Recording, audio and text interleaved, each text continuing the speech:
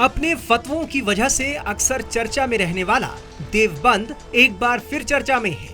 देश के सबसे बड़े इस्लामिक संस्था कहे जाने वाले दारुल उलूम देवबंद ने गज़वाए हिंद को मान्यता देने वाला फतवा जारी कर दिया है। इस संस्था ने अपनी वेबसाइट के जरिए ये फतवा दिया। मामले को लेकर बीजेपी ने कड़ी आपत्ति जताई है।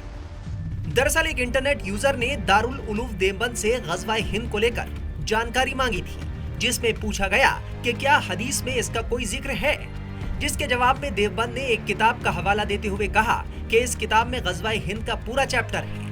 फतवे में कहा गया कि पैगंबर मोहम्मद साहब के करीबी रहे हजरत अबू हुरैरा ने एक हदीस सुनाई थी। इसमें उन्होंने गज़वाए हिंद पर कहा, मैं लड़ूंगा और अपनी सभी संपदा को कुर्बान कर दूंगा। मर गया तो महाबलिदानी कहलाऊंगा और जिंदा रहा तो गाजी कहलाऊंगा।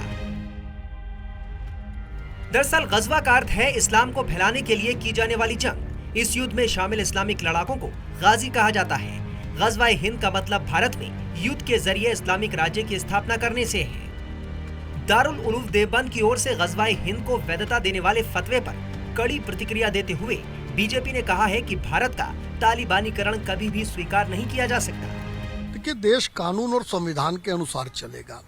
ये जो गज़वाए हिंद की परिकल्पना है, तो इसको किस विषय ये पूरा करेंगे, और निश्चित रूप से कानून के दायरे आने पर योगी आदित्यनाथ की सरकार में कोई बचेगा नहीं, चाहे वो कोई भी व्यक्ति हो, कोई भी संगठन हो। अगर कानून को तोड़ेगा, कानून को तोड़ने की बात करेगा या कुछ ऐसा लेखन करेगा जिससे संदेश खराब जा रहा होगा, तो उसको कानून के शिकंजे में आना ही पड़ेगा।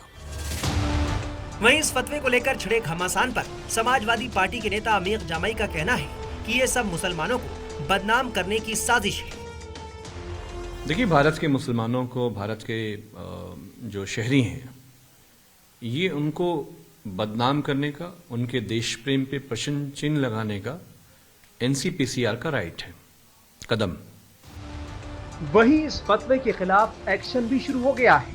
माननीय राष्ट्रीय बाल अधिकार संरक्षण आयोग से एक संदर्भ प्राप्त हुआ है, जिसमें दारुल उलूम से गज़वाए हिंद के संबंध में फतवा जारी करने विषयक सूचना प्राप्त करते हुए निर्देशित किया गया इसमें एफआईआर दर्ज की जाए।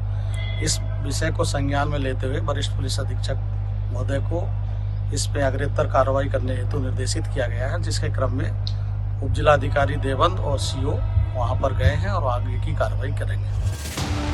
बता दें कि उत्तर प्रदेश के सहारनपुर स्थित दारुल उलूम देवबंद एक मदरसा होने के साथ ही देश में मदरसों को संचालित करने वाली सबसे बड़ी इस्लामिक संस्था है। Times now of Bharat digital की रिपोर्ट।